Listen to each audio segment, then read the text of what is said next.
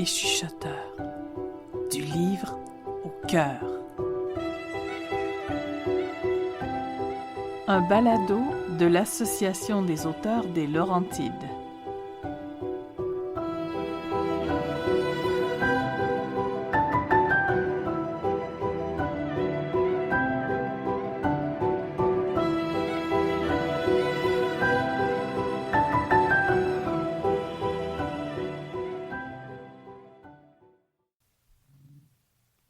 Créer un point à la fois, l'art aborigène a changé ma vie.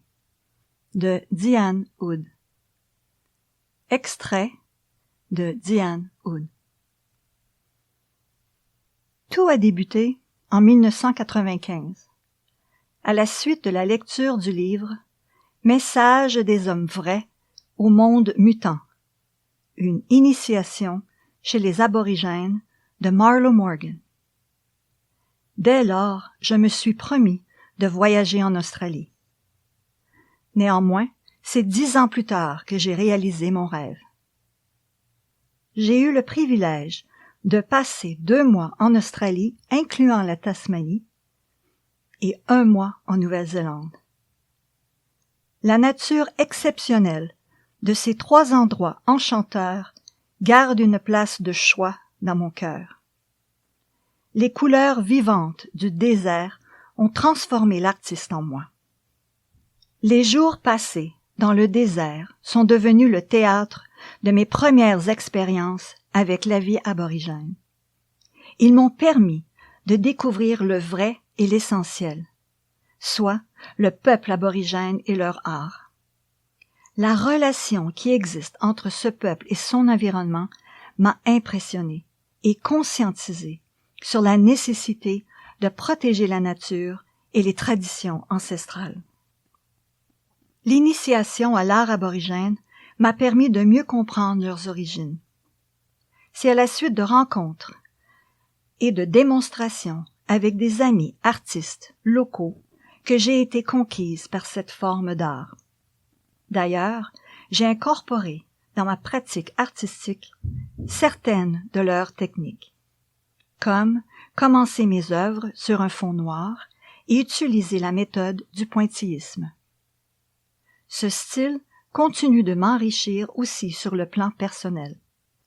Le pointillisme m'apprend à être davantage dans la trajectoire de la création que dans le résultat, et à rester connecté au moment présent.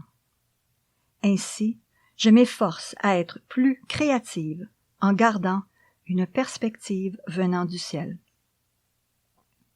Ce coup de foudre pour la culture aborigène a suscité en moi le besoin de leur rendre hommage par l'entremise d'un livre. Voilà pourquoi je partage avec vous ce récit vécu. Je souhaite donc vous partager les émotions telles que je les ai vécues. Quelque part, au cœur du désert australien, persiste la pulsation d'une vie ancienne et lente. Un groupe de gens, les anciens, que je représente dans mes œuvres comme les ancêtres, se préoccupent jusqu'à ce jour des autres et de l'environnement. Même si leur vie est aride, ils sont riches spirituellement. Certains groupes d'aborigènes du désert, situés au centre de l'Australie, se désignent eux-mêmes par le mot Anangu, qui signifie humain.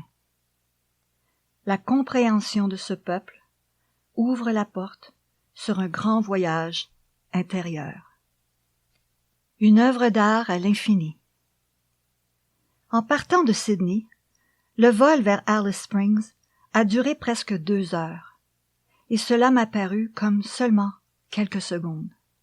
J'ai été fascinée par la vue spectaculaire et par les caméos d'ocre et de terre de sienne avec des démarcations blanches qui définissaient les rivières et qui se transformaient parfois en des lignes et de petits points noirs.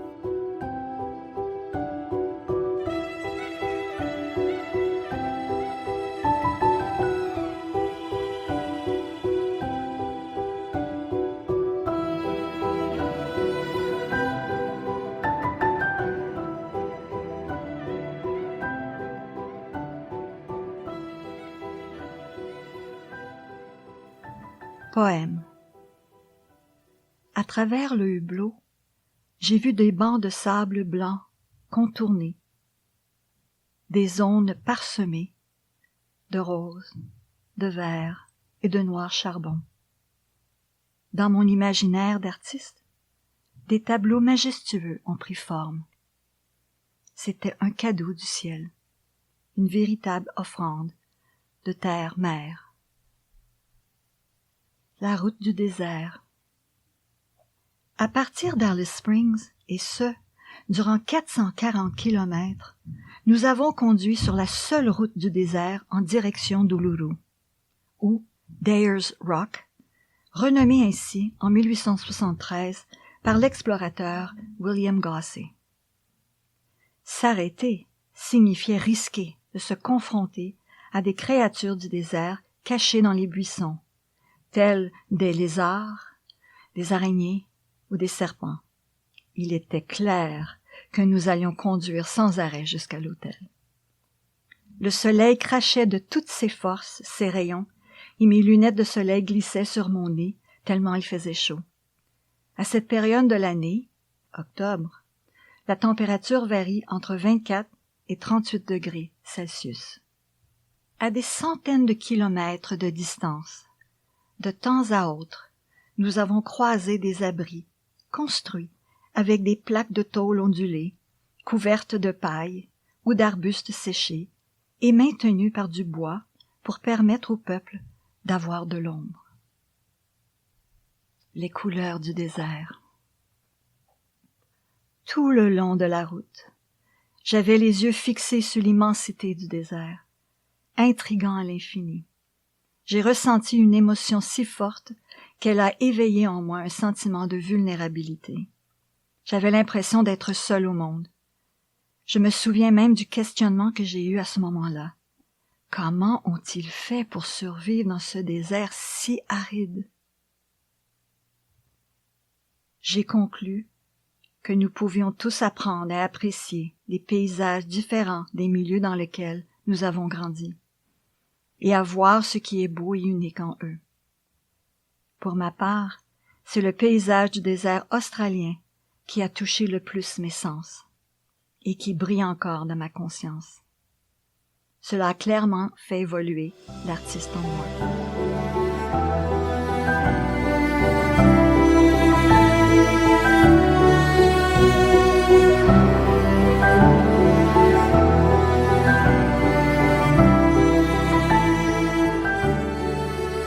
Poème. En soirée, le ciel était d'un bleu-noir félin, poudré de 1001 minuscules étoiles d'argent. Aux petites heures du matin, avant le lever du soleil, capté en photo l'empreinte de celui-ci. À Uluru, son peuple et le désert infini. Le parc national d'Uluru-Kata-Tjuta. Le lendemain, depuis notre hôtel, Yulara Desert Gardens, nous avons conduit 24 kilomètres pour nous rendre au parc national d'Uluru-Kata-Tjuta. Arrivés sur les lieux, aux petites heures du matin, nous avons eu le privilège d'admirer l'immensité du ciel dans la pénombre et d'entrevoir les premiers rayons du soleil juste à gauche du grand monolithe. Cette vue donnait des frissons. Classé patrimoine mondial par l'UNESCO, Uluru est le symbole spirituel des aborigènes et un symbole sacré pour le peuple Anangu. Le monolithe incarne l'esprit des ancêtres.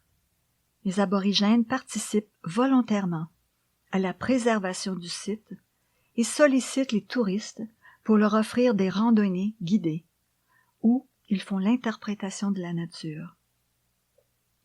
Cependant, il est interdit d'escalader l'Uluru.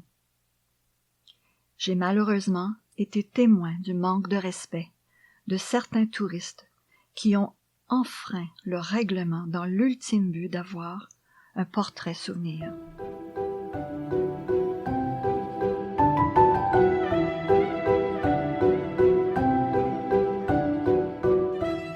Poème. l'homme et la nature. Pour les premiers hommes à occuper les sols ancestraux, les plantes existent pour nourrir l'humain et les animaux. Les arbres sont là pour fixer le sol et offrir des abris, équilibrer l'atmosphère et faire des outils, des lances, des boomerangs et des cuvettes. Pour eux, la chasse est limitée aux kangourous roux, à l'outarde et à l'émeu. Durant des siècles, les tubercules et d'autres légumes racines ont fait partie des denrées pour leur vertu médicinale. Le bush food, aujourd'hui reconnu, est avant tout lié à la culture du peuple Anangu, qui utilise et occupe ces terres depuis des millénaires. Culture aborigène. J'ai réalisé que dès leur plus jeune âge, les enfants aborigènes apprennent à observer et à reconnaître les traces des créatures qui marchent ou qui rampent sur le sable. Pour des raisons de survie, ils savent identifier le danger bien avant qu'il ne se présente. D'ailleurs, aujourd'hui, sur certains murs des grottes qui forment l'Uluru, on retrouve encore des dessins qui servaient à l'éducation des enfants. Il s'agit d'un héritage ancestral précieux et d'une façon de perpétuer les traditions. C'est également ces dessins qui m'ont sensibilisé à leur culture. Tout cela m'a amené à réfléchir aux relations humaines, à celles parents-enfants et aux mœurs et coutumes qui soudent ces liens entre différentes cultures. L'art au quotidien. Les aborigènes sont de remarquables peintres. Ils utilisent différents matériaux pour s'exprimer, comme l'écorce, le tissu ainsi que la toile. Les dessins et signes qu'ils peignent ont tous une signification bien particulière, apparentée à la mythologie du rêve, et pouvant être assimilés à une forme de communication. Des symboles évoquant les empreintes laissées par des animaux sont souvent représentés par la forme de V. La lettre en forme de U est fréquemment utilisée pour démontrer un groupe de personnes assises autour d'un feu. Cette forme d'art racontant une histoire a inspiré mes œuvres, intitulées La chasse et ancêtres.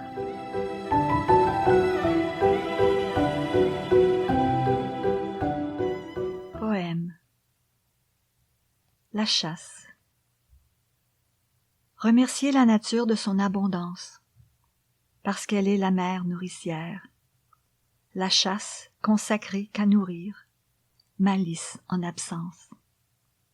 Sans pensée meurtrière, dans la tribu, un grand respect s'est installé. Pour l'animal qui s'offre à eux, uni dans leur vie de précarité. Une connexion universelle, être généreux. La vie en communauté.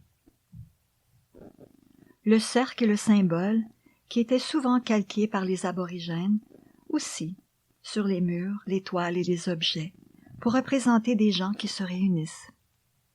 Pour le mouvement des tribus, ils utilisaient des lignes pour suggérer la direction. Ces symboles étaient et sont encore aujourd'hui des façons graphiques de communiquer, car ce peuple n'avait pas de tradition écrite, mais plutôt orale. À partir de ces faits, j'ai imaginé un monde dans l'œuvre L'univers australien. L'unicité. L'unicité et la splendeur de la vie sont visibles dans le paysage désertique. La culture aborigène est étroitement liée à la nature. Chaque forme vivante a sa raison d'être dans le désert, car tout est relié. Chacune d'entre elles a besoin de l'autre pour survivre. Le plus petit nourrit le plus grand, micro-macro. Cette philosophie de la vie résonne au plus profond de moi. Il s'agit de cette vision de la vie que j'ai voulu représenter dans ma toile Microcosme. C'est comme si l'observateur voyait le monde à travers un microscope.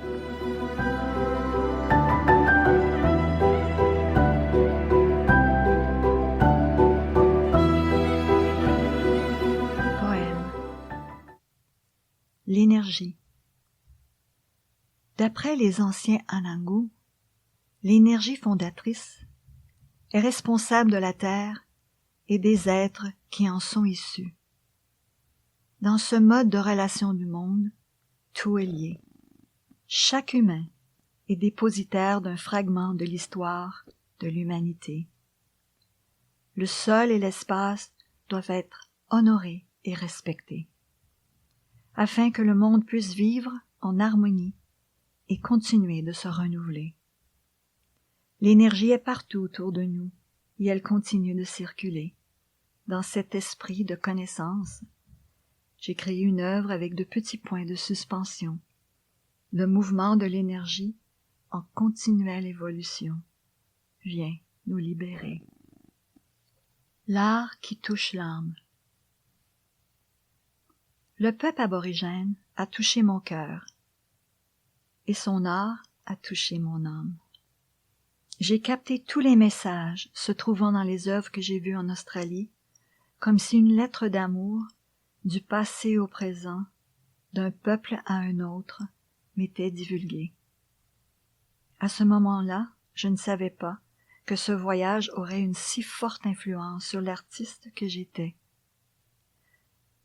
Sans en être totalement consciente, je devenais une personne transformée, car ma vision de la vie et ma perspective du monde s'enrichissaient. Par conséquent, j'allais m'ouvrir à une autre destinée en créativité. Depuis ce voyage, je regarde les choses autour de moi avec un œil observateur venant du ciel. Je vois de quelle façon les formes peuvent être créées avec de petits points blancs qui représentent l'énergie qui entoure tout ce qui est vivant. Dans mon œuvre si fragile, j'ai voulu honorer la vie, tel un message d'amour à l'humanité. Les 10 tourbillons de la vie. La vie si précieuse de l'être humain est remplie de hauts et de bas. Mon chemin de vie cumule des défis marquants, à tous les 9 ou 10 ans. Ces tournants, que je nomme des tourbillons, se manifestent lors de décisions importantes qui bouleversent mon quotidien. Dans ces périodes, je me sens envahie par une énergie qui me tiraille. En analysant mon vécu, je me suis demandé comment puis-je illustrer ces tourbillons sur une toile. J'ai donc décidé de peindre ma vie en la représentant par 10 colonnes de 10 ans. Des courbes traduisent le mouvement de l'énergie vécue. L'œuvre Les 10 tourbillons de la vie a totalisé 400 heures de travail. Le résultat donne l'impression d'une toile de dentelle géante, soit l'équivalent d'une vie entière. La forêt tropicale. Nous avons quitté le territoire du Nord en avion pour Cairns, une ville côtière de l'État du Queensland, au nord-est de l'Australie. Ensuite, nous avons descendu la côte en véhicule récréatif. C'est dans la forêt tropicale de Mossman Gorge que j'ai senti encore une fois la magie de l'univers et vu son chef-d'œuvre dans la nature. Quel contraste avec le désert! La vue de cette verdure luxuriante, des ruisseaux et des petites chutes venait apaiser la crainte de sécheresse globale que j'avais ressentie auparavant. Des randonnées dans la forêt accompagnées par des aborigènes locaux nous ont aidés à découvrir l'origine des lieux et à comprendre l'importance de la préservation des arbres dans la forêt tropicale qui héberge une magnifique flore et faune diversifiée. Le sanctuaire de Billabong. En Australie, il existe des sanctuaires pour les animaux en voie de disparition. Le sanctuaire de Billabong, situé au sud de Townsville, m'a particulièrement impressionné. C'est là que j'ai appris que les koalas se réveillent très tôt le matin pour manger et qu'ils peuvent dormir jusqu'à 20 heures par jour. Les feuilles d'eucalyptus sont leur repas préféré. Il est possible de les prendre dans nos bras pour quelques instants, mais leur poids insoupçonnable et leur odeur d'eucalyptus peuvent surprendre. Malheureusement, de décembre 2019 à mars 2020, l'Australie a fait face au plus important incendie de forêt de son histoire. La faune et la flore ont été durement affectées, mettant en péril la biodiversité et menaçant la survie de plusieurs espèces déjà amenées à disparaître, comme les koalas.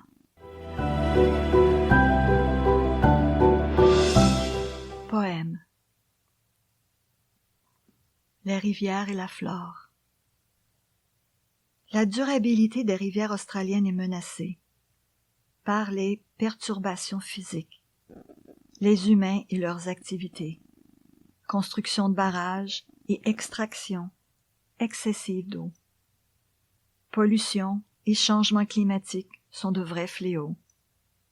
Néanmoins, il reste encore des lieux magiques. Forêts humides tropicales, rivières et paysages dynamiques.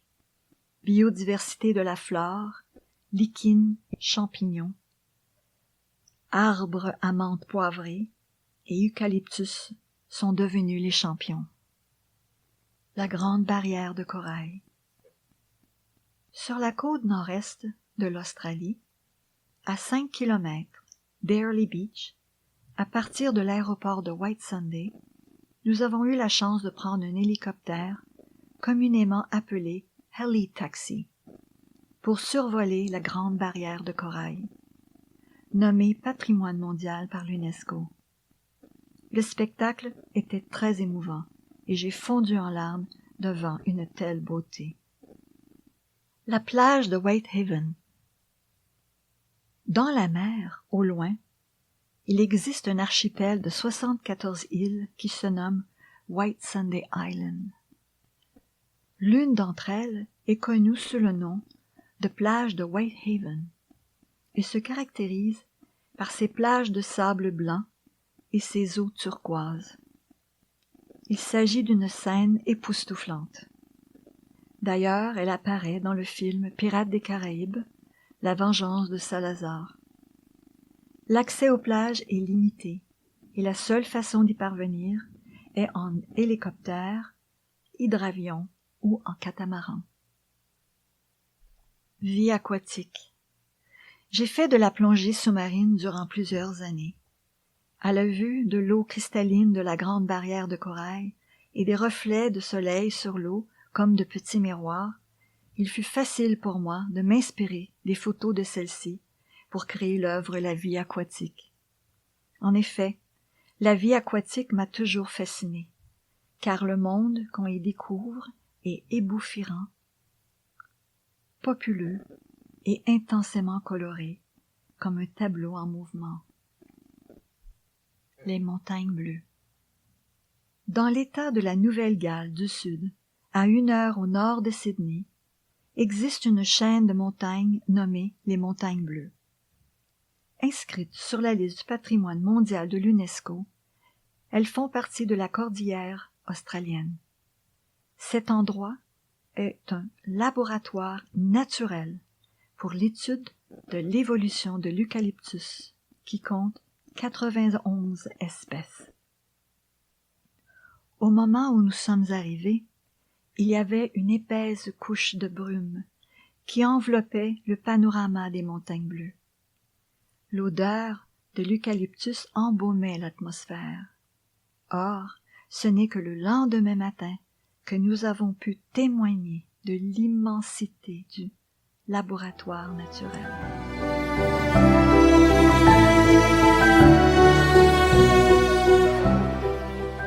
Poème. Réflexion et gorge profonde. Paysage spectaculaire, garni de chutes d'eau. Falaises abruptes à 1000 mètres de haut. Maisons d'hôtes, jardins et multiples galeries garnissent les plateaux et collets de brume de rêvasserie. Forêts d'eucalyptus, transpercées de gorges profondes. Sentiers de randonnée étalés en demi-ronde. Les Trois Sisters à Echo Point, des frissons elles nous incombent. Formations rocheuses, creusées dans le grès, sculptures naturelles imitant l'art abstrait. Sydney. La vue des figuiers dans tous les parcs de la ville de Sydney m'a procuré beaucoup de joie. Des allées remplies de jacaranda, aux multiples dégradés de roses et de mauves ornent la ville. Les jardins botaniques royaux, avec leur superficie de 30 hectares, sont une véritable oasis de verdure en pleine ville, située près de l'Opera House. Comme la marche était notre moyen de transport de prédilection, nous avons eu 3 jours pour les apprécier. Plus tard, le souvenir de l'émotion vécue en regardant ces figuiers nourrira ma créativité.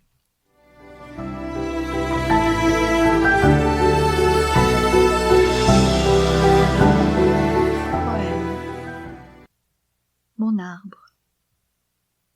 Étendu de bras, tronc fort, enraciné depuis des ans, élevé, touchant le ciel, en me soulevant, toute petite, raffinement marqué par une écorce de douceur, jovial ami qui effeuille mes rires et mes pleurs. Ta silhouette grandit en direction du soleil, pendant que Zéphyr joue du piano sur tes feuilles.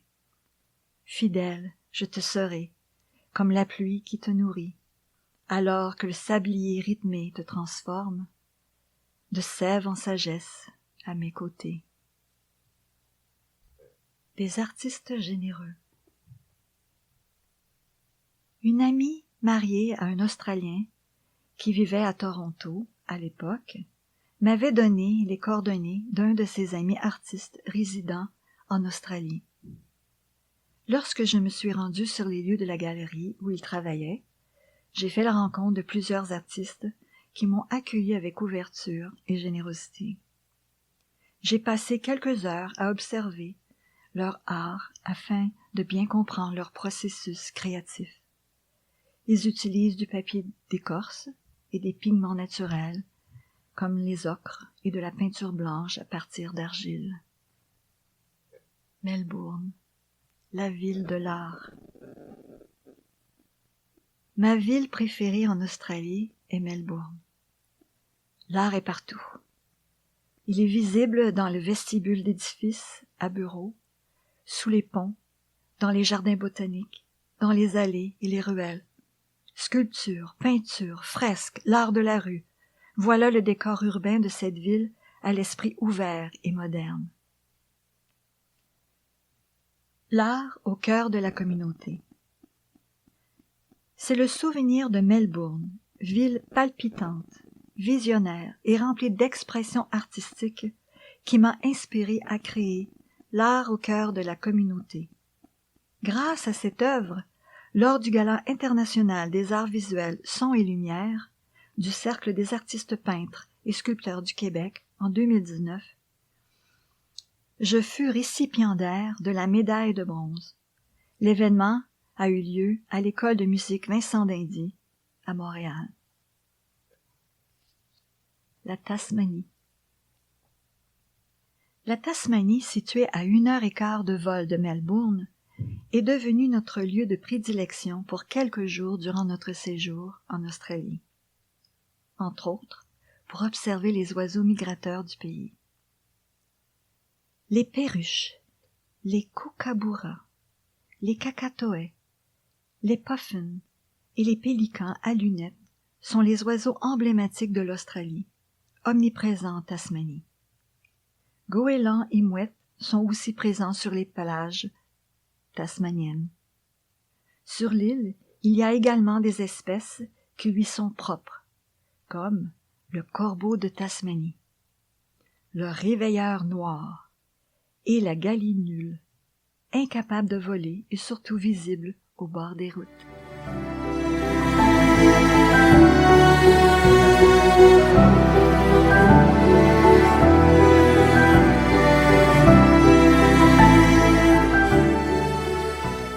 Poème. Le peuple migrateur. Ces oiseaux qui traversent les cieux vers le nord pour se reproduire, un périple dangereux. Des milliers de kilomètres d'obstacles, d'espoir et de fatalité, pour les plus jeunes comme les plus habitués. Le vol de ces espèces d'oiseaux visiteurs, grues, oies, cygnes et d'autres, en relais annonciateurs.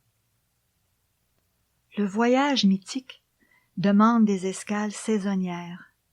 Pour ces oiseaux nomades, une harmonie légendaire.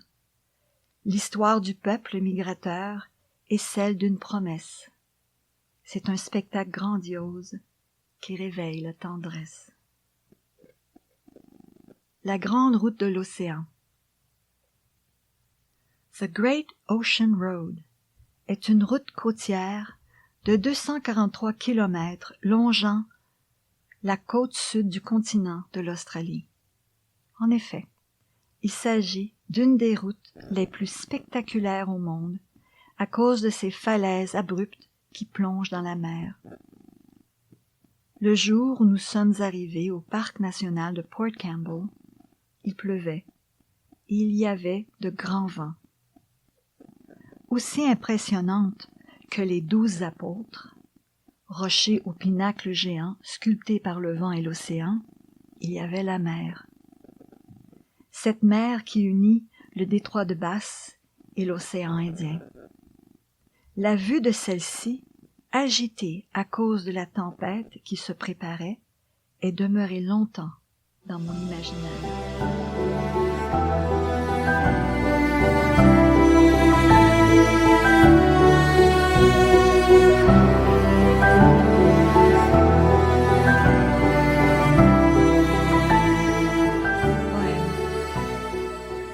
Les vagues.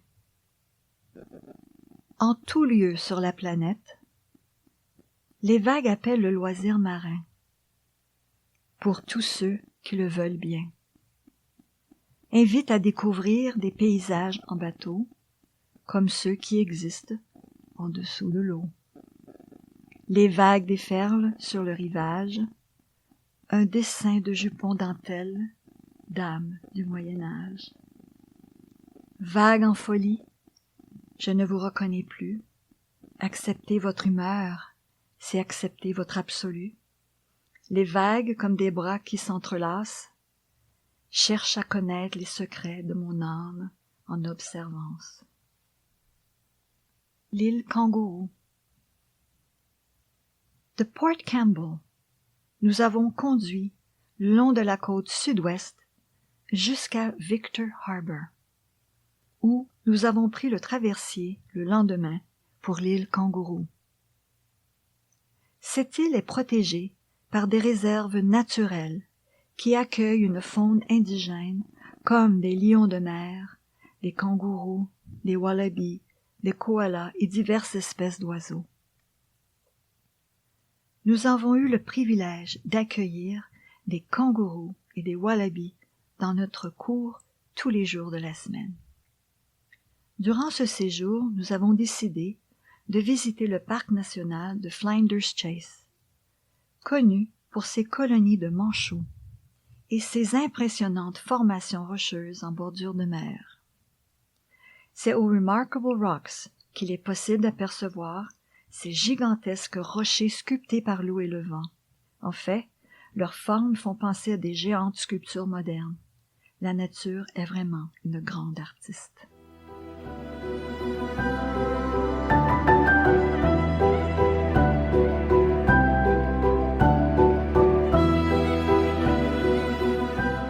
Poème. L'île Kangourou. Phare ancien, plage immaculée, grotte souterraine, terre protégée. observer d'adorables oiseaux venir vers nous au quotidien, être en présence de kangourous, fromage au lait de mouton, expérience emblématique, dans une maison totalement écologique, vignoble et gastronomie locale, champ de lavande qui se veut royal. Mon âme d'artiste est exaltée, le paradis sur terre se trouve à Emu Bay. Adélaïde. Adélaïde est la capitale du sud de l'Australie et abrite de nombreux centres commerciaux, musées et galeries d'art. Les rues sont remplies de sculptures aussi amusantes que superbes. La région qui englobe la ville est pleine de surprises et donne libre cours à toutes sortes d'activités. Charmée par les lieux, j'ai fait de la randonnée sur les monts majestueux des Lofty Ranges. Ces monts donnent la possibilité de voir cette ville cosmopolite à partir du plateau. Le panorama nous présente des surfeurs sur la rive de la côte qui atterrissent sur des plages de sable ornées de forêts et de buissons aborigènes en arrière-scène.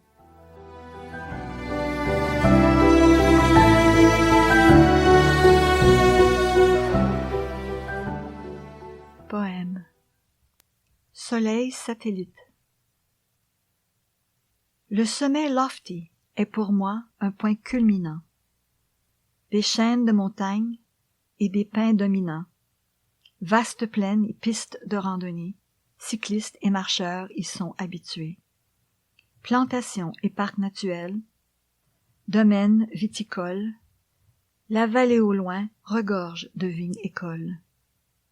Panorama de villages et de faubourgs d'Adélaïde, un phare installé pour l'aide et la navigabilité. La vallée de Barossa.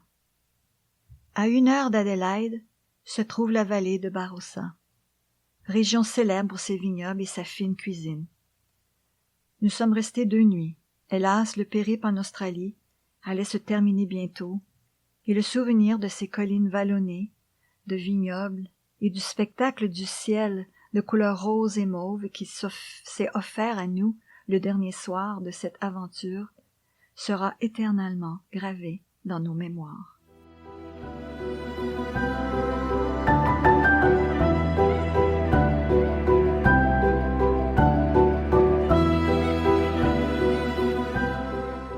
Poème. La vallée de Barossa. L'art, tout comme la nature, est un espace de liberté.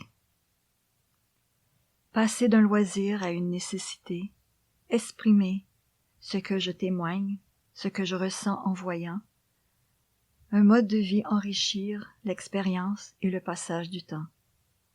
Un reflet de notre humanité, cet être éclatant, un miroir qui m'aide à vivre avec les humains, qui ne seront déjà plus là après-demain. Les chuchoteurs du livre au cœur est un balado de l'Association des auteurs des Laurentides. Ce projet est réalisé grâce au soutien financier du gouvernement du Québec et de la MRC des Pays d'en haut dans le cadre de l'entente de développement culturel.